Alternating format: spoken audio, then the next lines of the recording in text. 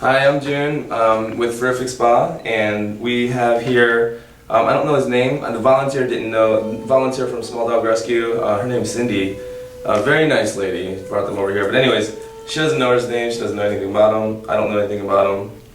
I do know that he's matted. If you look right here, these mats here are going to have to be shaved off the legs, and because they're just way too tight. You can see they're just big balls on his skin.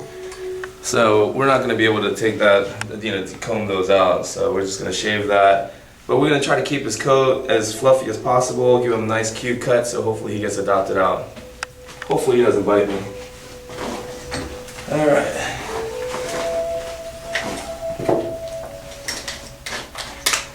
Actually, let's try 7. I like to try the longest blade or comb possible to get under the mat, but still try to leave as much coat as possible. I don't like to use a 10 if I don't have to. So we'll see here. And you don't want to force it, you don't want to push into the mat too much because you might accidentally cut the skin. So I'm going to try going at it this way.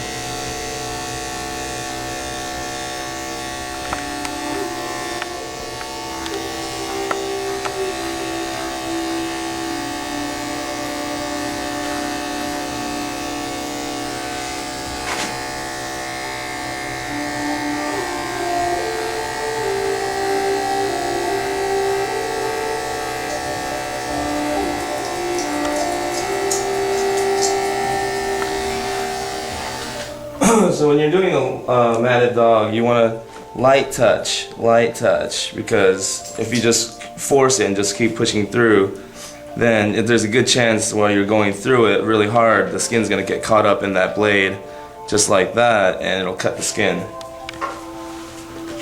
So you gotta be very careful and go slow. It's not a race. Who can shave mats the fastest? And when you're doing this butt area, make sure you never go in at it like this. Make sure the blade's always pointing out a little bit. And you can always clean it up with scissors later. And we're just trying to get, this area to look cleaned up a little bit, but we're not going to go at it because if you clip that butthole, then you're going to get a lot of trouble. You probably can't see it. I didn't see it. Actually, come at this angle. You can see it better here. Look at that. Oh my goodness, what is this?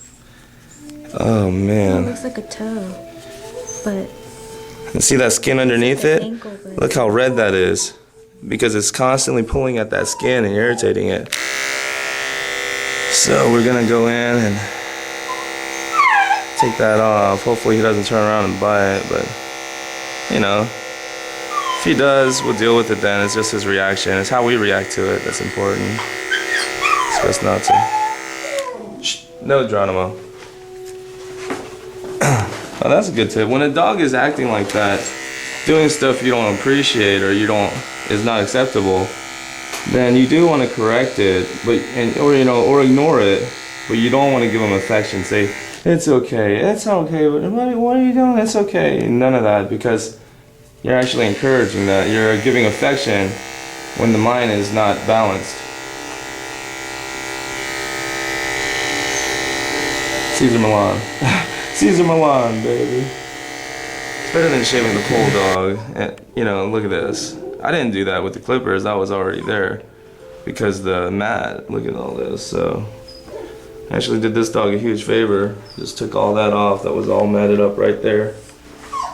All inside the legs. So everywhere you see that shaved just now was where the mat was pulling at that skin.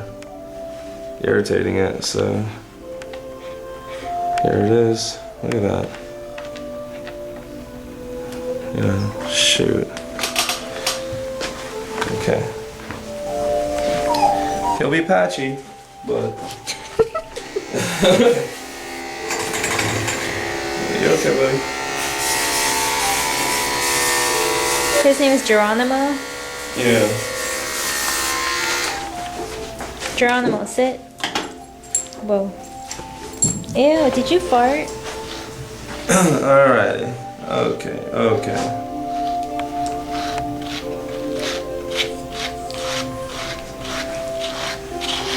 And they might put their mouth on you, but you know, like Cesar Milan says, that's them touching you.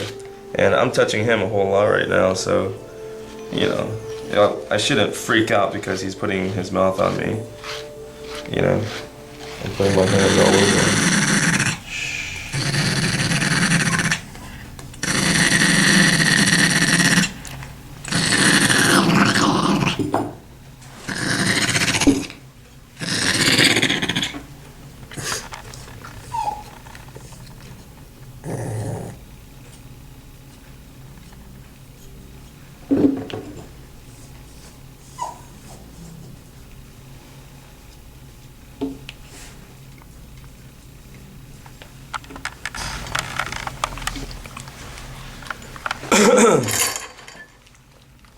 Okay, so he bit me right here. Got me pretty good, but it's fine. He didn't mean any harm. Just trying to get me to stop. But you gotta check your emotions when they do that. Don't take it personal. They did what they did.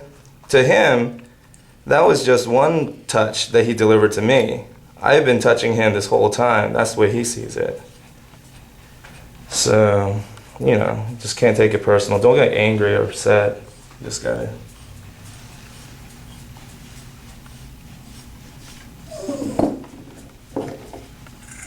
Shh.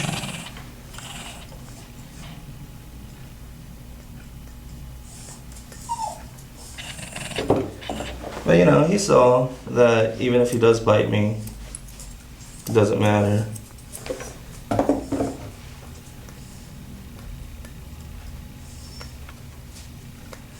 But yeah, even Shih Tzus with the small little mouths, they bite hard. Do you take back what you said earlier? What? What's the Shih Tzu gonna do? He gave you a sample of what he could do. Yeah, exactly. My kung fu is still stronger. Okay, so now we're about to do the face. You know, he bit me a few times. You know, he's growling, he's upset, but you know, they don't dwell on that. They're not thinking about that. So at this moment, you know, we're tight, we're fine. But now when I start to do things that he doesn't agree with, that's just the way he's gonna react. Probably what ended, why he ended up in the shelter. But anyways, I'm not gonna make any assumptions. You know, I'm not gonna judge you, buddy. Here you go. So we're gonna start doing the head here. See what happens. There's a big mat right there. It's probably not gonna let me comb it out, so I'm just gonna snip it off right there. Bam, bam, bam. Okay, so that mat is gone. Look at that, wow. So this one here in the ear, gotta be very careful. There we go.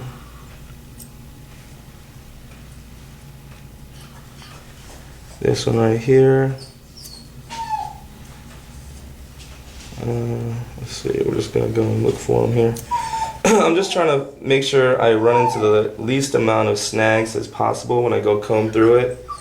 That way, you know, it reduces the chances that I'm gonna get bit while I comb his face out.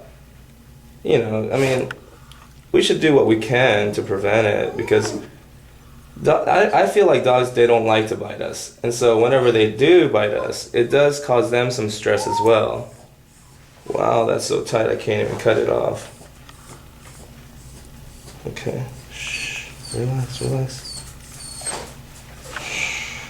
Okay, so I'm gonna pet him with it a couple times. Get him comfortable with it, because I'm gonna get under these. I don't want to cut his skin either, you know.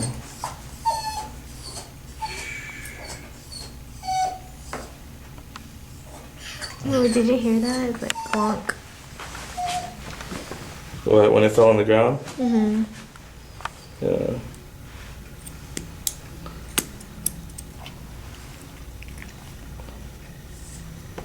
Good boy. Good boy. See, so he knows that I don't hold any hard feelings against him either. As soon as I put him on here and put him in this noose, his whole demeanor changes. He's already, this doesn't represent relaxation for him. This represents, you know, a war zone, you know, a battleground.